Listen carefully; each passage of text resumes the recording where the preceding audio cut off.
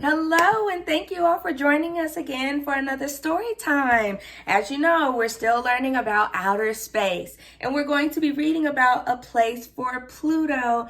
And if you all can remember, for the longest time, we thought Pluto was a planet. And here recently, in about 2006, we realized Pluto's not a planet. So let's read this story and see what happens. This is A Place for Pluto, and it is written by Steph Wade and art by Melanie Dimmer.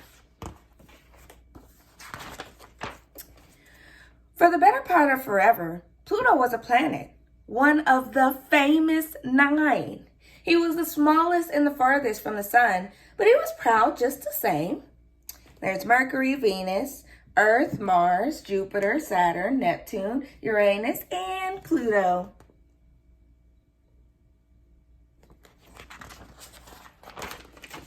Then one day, Saturn with her rings flashing and Jupiter with his entourage of moons beside him told Pluto the worst news ever. You're not a planet anymore. You're just not big enough. Sorry. Oh my goodness. And look, Pluto is sad right there. Even though Pluto orbited around the sun and was mostly round, the creators on Earth decided he was too small. But I'm in all the school books. Time to rewrite history. I don't have time for this. I've got visitors to prepare for. That's true. He was in all the school books. When I was little, he was in all the school books, and we thought he was a planet. As Pluto moved along, his friend Halley's comet streaked past. Oh, I skipped a page. Pluto was crushed. He tried to protest, but it was no use. Feeling sad and rejected, Pluto left with Charon and his other 4 moons by his side to find his place in the galaxy. And his protest says, Pluto belongs. Not fair. Stand with Pluto. Let's see if he finds his place. As Pluto moved along, his friend Halley's comet streaked by. Haven't seen you in a while. Yeah, I get that a lot. Halley was a comet and still a part of the solar system. But comets have tails, and Pluto did not. So he couldn't be a comet because he didn't have that long tail. Pluto wasn't a comet or a planet. He was a nobody. Feeling more blue than brown, Pluto kept moving.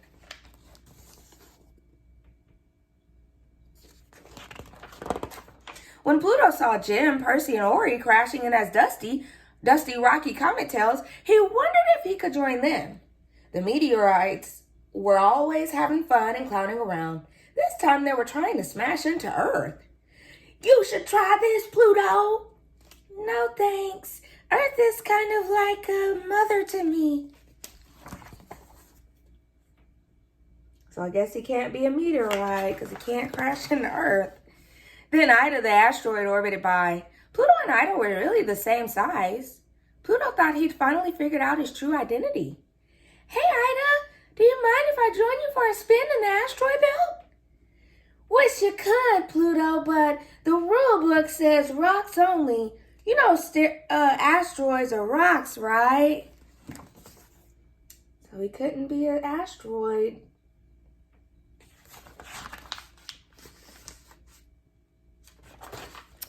Pluto wasn't a planet or a comet or an asteroid. He missed being a planet, and he missed his old friends.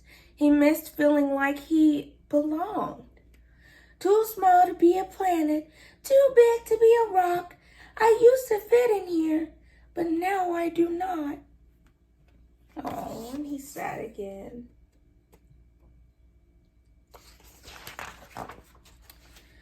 No one in the solar system was a match for Pluto. He spun around the sun like everyone else, but he wasn't a planet or a comet or an asteroid or a meteorite. I wonder if he's going to figure out his true calling. Let's read to the end and find out. Pluto had nowhere to turn, and he was about to give up when he saw someone he'd never seen before. He felt like he was looking in a mirror. Pardon me if I sound rude, but what are you? I'm a dwarf planet. My name is Aries, and these are my friends, Hermia, Meg, and Ceres. Oh, wow. And they look just like him.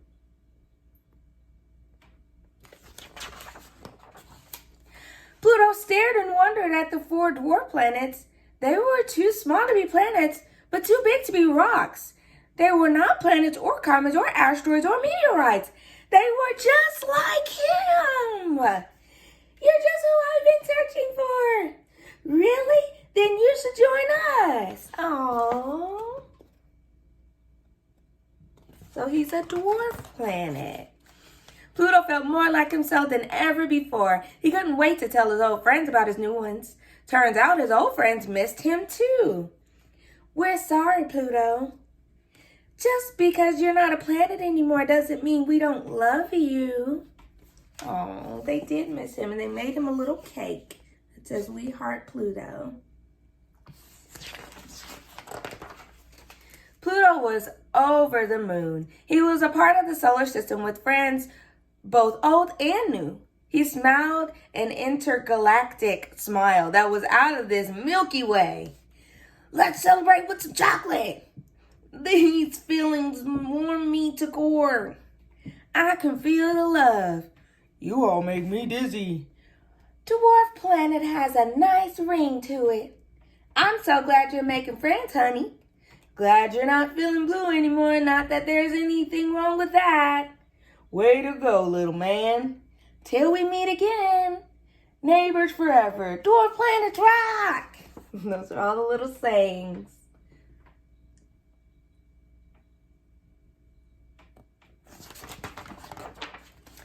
What's the deal with Pluto? I'm going to read these little facts right here.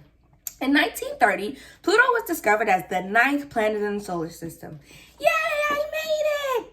In 2006, Pluto was told he was not a planet anymore. Bummer. Poor Pluto, why?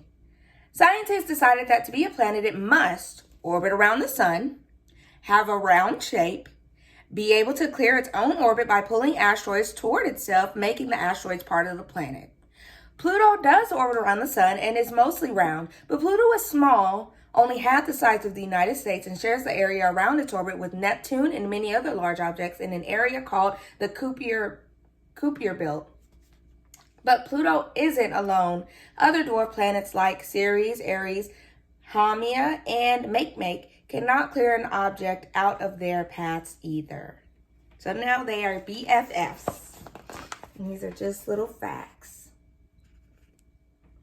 So now we've learned that even though Pluto isn't considered a planet anymore, he's still a dwarf planet and can still be in the galaxy with the rest of them. Thank you all for joining me again for another story time. Bye, Busy Bears and Lucky Lions.